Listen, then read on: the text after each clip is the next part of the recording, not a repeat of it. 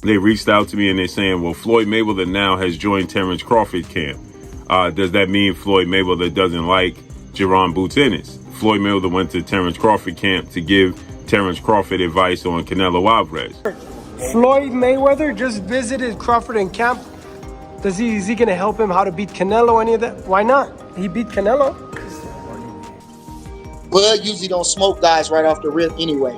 He don't never do that. He lulls them in, he fills them out, and then he beats them. One Canelo Alvarez has been left stunned after shocking news surfaced that Floyd Mayweather has shown up to train Terence Crawford. Reports of Mayweather's visit to Crawford's camp have sent shockwaves through the boxing world, with many linking it to the recent buzz about Jaron Boots Ennis joining Canelo's team. Fans and analysts alike believe Floyd's presence could tilt the balance in Crawford's favor, giving him a major edge in preparation. This unexpected twist has sparked massive debate and left everyone wondering how it will affect the upcoming mega fight. When we saw that he's in camp with him, right? And so people are saying now that they reached out to me and they're saying, well, Floyd Mayweather now has joined Terence Crawford camp. Does that mean Floyd Mayweather doesn't like Jaron Boots Ennis? Floyd Mayweather went to Terence Crawford camp to give Terence Crawford advice on Canelo Alvarez. Well, one, Terence Crawford is not fighting Jaron Boots Ennis. That's number one. Number two, it's not shots at Jaron Boots Ennis if Floyd Mayweather was to go to Terence Crawford camp. Number three, I saw this clip that Fight Hype had put out, and it's an old clip of Floyd Mayweather and Terence Crawford at Shakur Stevenson's sparring session in Las Vegas. Shakur had called them all to be at that sparring session, okay?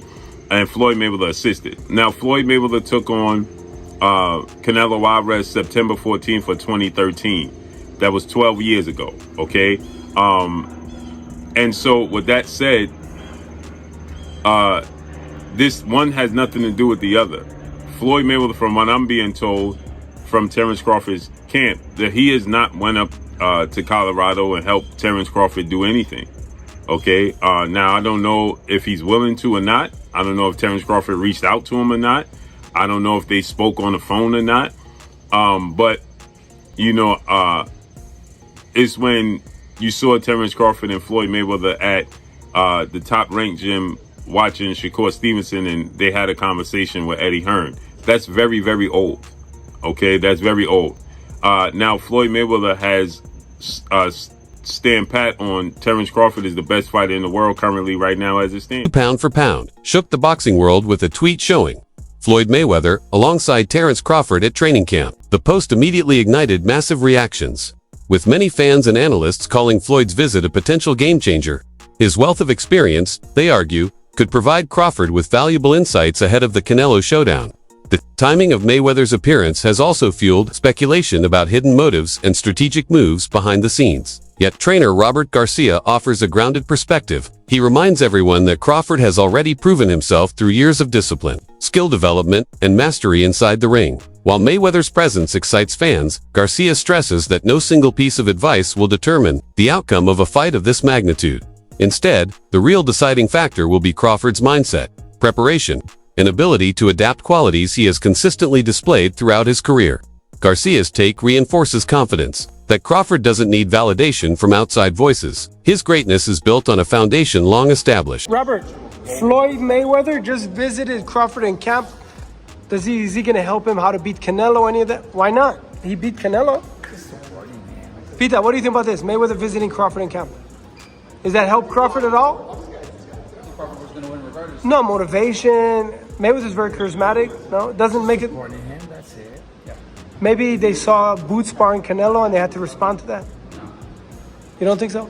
But that's a big advantage for Canelo to have Boots spar him. Yeah, Boots is just like Crawford. Boots is very good and very. I think Boots. You don't think Boots is like Crawford? Okay, so does that help Canelo, like having good sparring? No, that's really good. Boots is 34-0 with 30 knockouts. Huh? What if Boots went in probably did? That's what people are saying on the internet.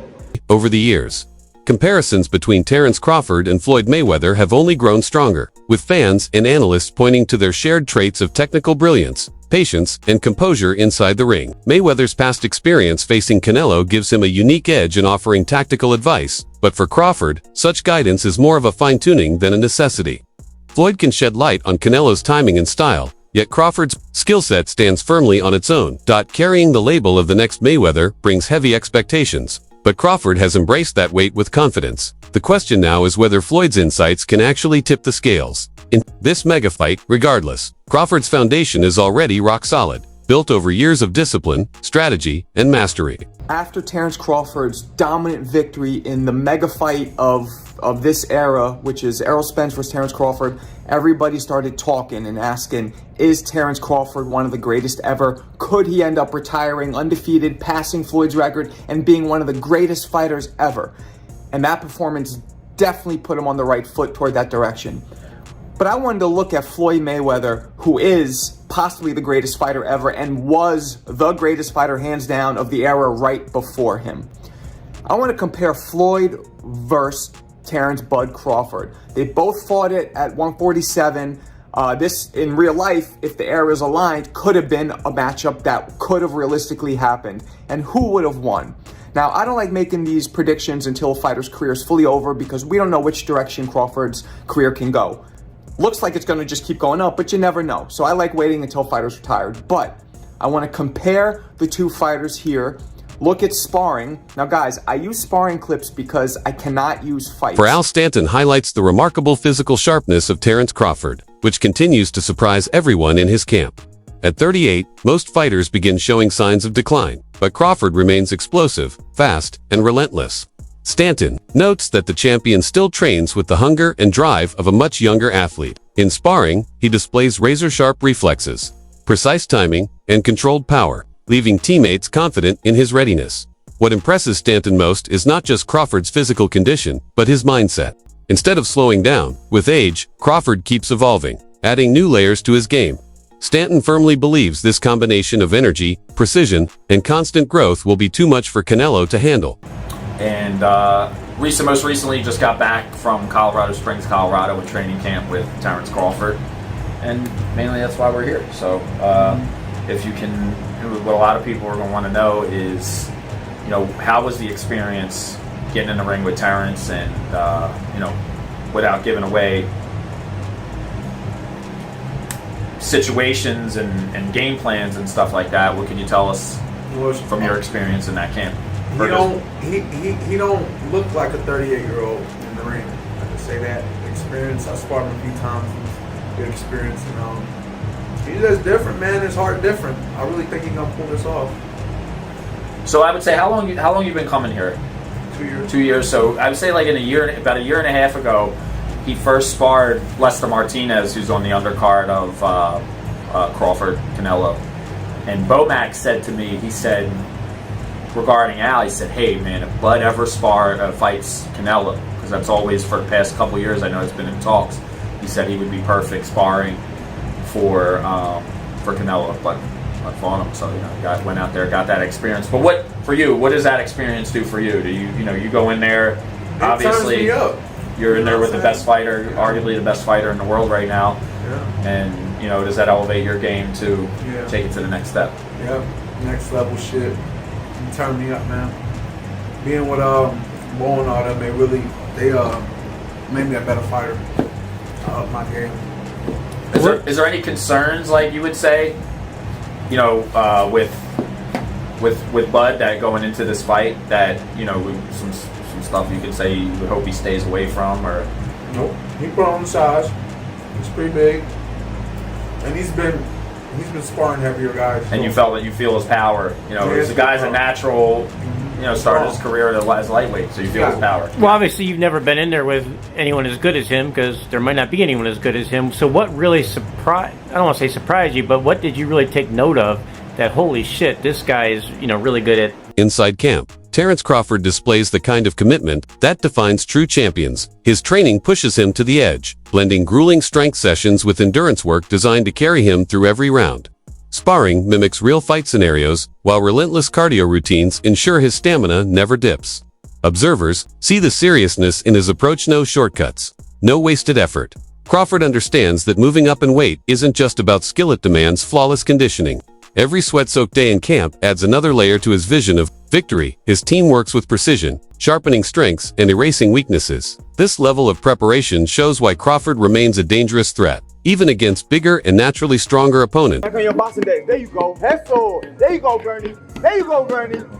Drop it with that, man. Kidney shot, Bernie. There you go. There you go. He gonna take it though. There you go. Kidney shot, Bernie. He gonna never Kidney show shot, Bernie. tell me Kidney later. shot, Bernie. Turn him up, Bernie. Turn him up, Bernie. Turn him up, Bernie. Turn him up. Turn him up. Turn him up, Bernie. He ready to fall, Bernie. Turn him up. Turn him up. Turn him up.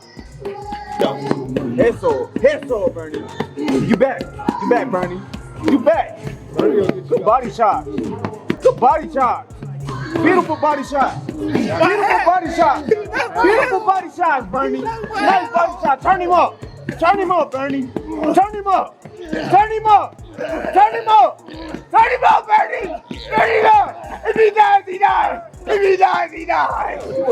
I thought you said, hey, Steven, you was a Bernie the boxer shares a confident view on Crawford's camp, pointing out that every sparring session shows clear progress. He emphasizes that Crawford isn't just keeping up, he's dominating, looking sharper and stronger as fight night approaches. The intensity and discipline in the gym have translated into visible confidence, making it clear that Crawford is peaking at the right time. Bernie does acknowledge that Canelo gains an edge by bringing in a dangerous fighter like Jaron Ennis for sparring, proving both camps are pushing to the limit.